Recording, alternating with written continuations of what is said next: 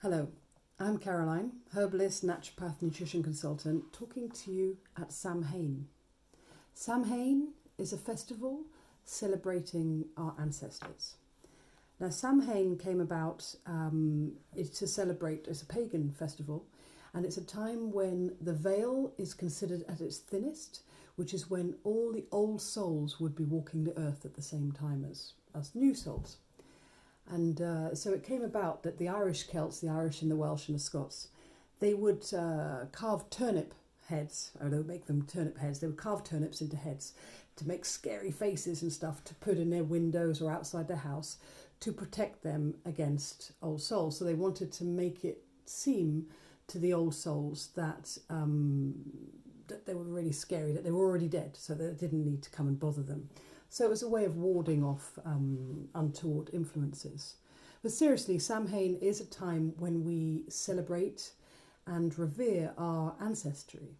And that is, those of our lineage, etc. But it's also of all the many, many, many generations that came before. I mean, if Buddha says you're responsible for the next 7 generations, then let's also be grateful for the previous 7 generations that meant that we are here.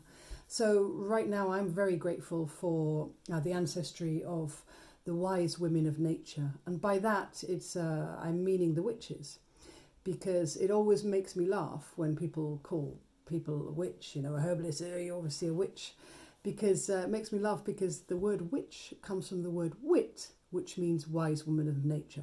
Even my kids call me a wise woman of nature, which I'm very happy to be a wise woman of nature this lifetime. So I'm very grateful for my ancestry, for having such wise women in its midst and for passing that knowledge down as we are amongst us. So thank you for all that's been and all that comes after. All is well in the world. Back to this guy. Now, talking of this, used to be a turnip.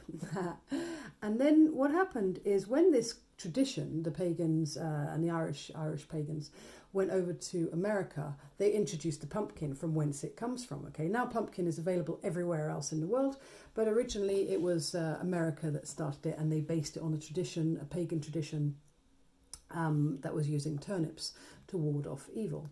Now the pumpkin has a lot of nutritional value. I mean, this colour, this beautiful orange, is full of beta carotenes, right? It absolutely is, which enables us to have great deals of high amounts of vitamin A in our system. Now, vitamin A is particularly good for the eyes. It's very good for just for the skin, for so much in the body. This is also particularly good. The seeds are very good. They're full of zinc. All right, now zinc is very good for prostate, it's good for bladder, for strengthening all of that. It's very good for the immunity. Beta carotene, vitamin A is good for the immunity as well. Zinc is good for the immunity. So this guy here is very good for the immunity. Now, oftentimes we'll make our pumpkin and then carve it like this, and then we throw it away. So I'm trying to tell you today, do not throw it away, use your pumpkin. Now, what has happened in the past, what people used to do is literally to make pumpkin pie, like you hear in America, it's a big thing through Thanksgiving, is what they used to do is literally lob off the top of the head, of like we have here, chop the head away, or just take it off, fill it full of sugar, fill it full of spices, fill it full of honey,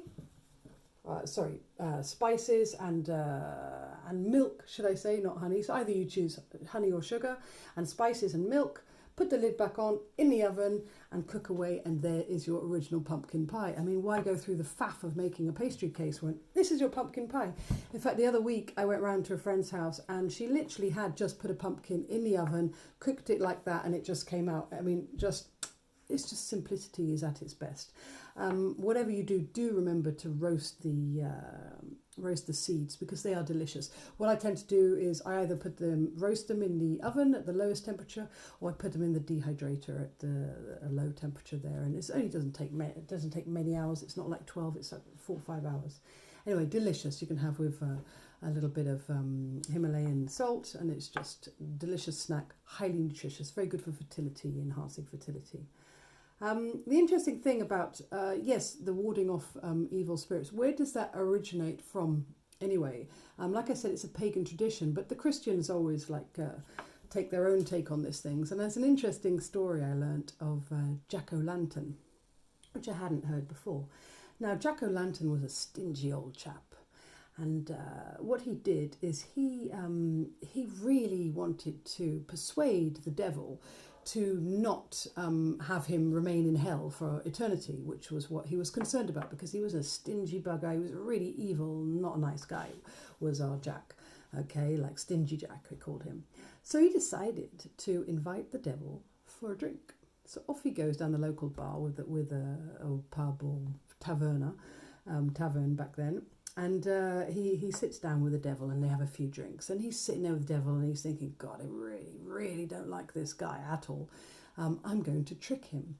So what he does at the end of their drinks, he says to the devil, I'm sorry, I forgot to bring some money with me. So the devil is furious. He goes, but you invited me for a drink, so how can you forget to bring money with you? Come on. And Stingy Jack goes, or Evil Jack goes, well, I've got an idea. Why don't you turn yourself into a coin? Because you can, because you've got magical powers. Why don't you turn yourself into a coin and then we can pay for it. And then when you go the other side, you can come back and when you've been paid, you can transform yourself back into the devil again. The devil goes, yeah, all right, that's easy for me. Great, I'll do that. So he does that, but Jack was a cheeky bugger. So what Jack did is he got the coin, which was the devil. He went to pay and he decided, nah. So he popped it in his pocket next to a crucifix, which he had already in his pocket, which meant the crucifix nullified all of the devil's powers. So the devil just became a coin and was stuck to the crucifix, so he couldn't be devil and do his devilish things anymore. Anyway, so Jack was quite pleased with himself because he'd basically trapped the devil. Anyway, as time went on, the devil's there in the back of his mind going, come on, let me out. Come on, Jack. Okay, I promise whatever you want, I will do whatever you want. So Jack goes, okay, what I want is to not go to hell after my day. So devil goes, fine. So he transforms him back into the devil and he goes off doing his devilish things. When Jack actually died, he went to hell and he got banned from hell. He was not allowed in. The devil was true to his word. The devil said, nope, he's not allowed in. Thing is, though, Jack was also not allowed into heaven because he'd done some pretty bloody awful things. So God was like, no way, you're not coming into heaven either. So poor old Jack was banished for eternity to walk on the earth plane as a lost soul. So he was banished this way. The devil, bless his cottons, felt sorry for Jack. So he gave him an ember to light his lantern. And so he gave him an ember to light a lantern, and forever and a day, Jack O'Lantern was walking the earth. So, as we say, I go with my bright little lantern, my lantern it goes with me. The heavens above are shining, shining down on me. My light grows dim as we go in, la bimba la bamba la bim bim bim. My light goes dim as we go in, la bimba la bamba la bim. Happy Samhain. This is Caroline Evans, herbalist, naturopath, nutrition consultant. YouTube channel. Do click, ding and do all the fun and games. Thank you for listening and have a wonderful day, and be thankful for all of those that have been before that have brought us to where we are. All will be well. Blessings be.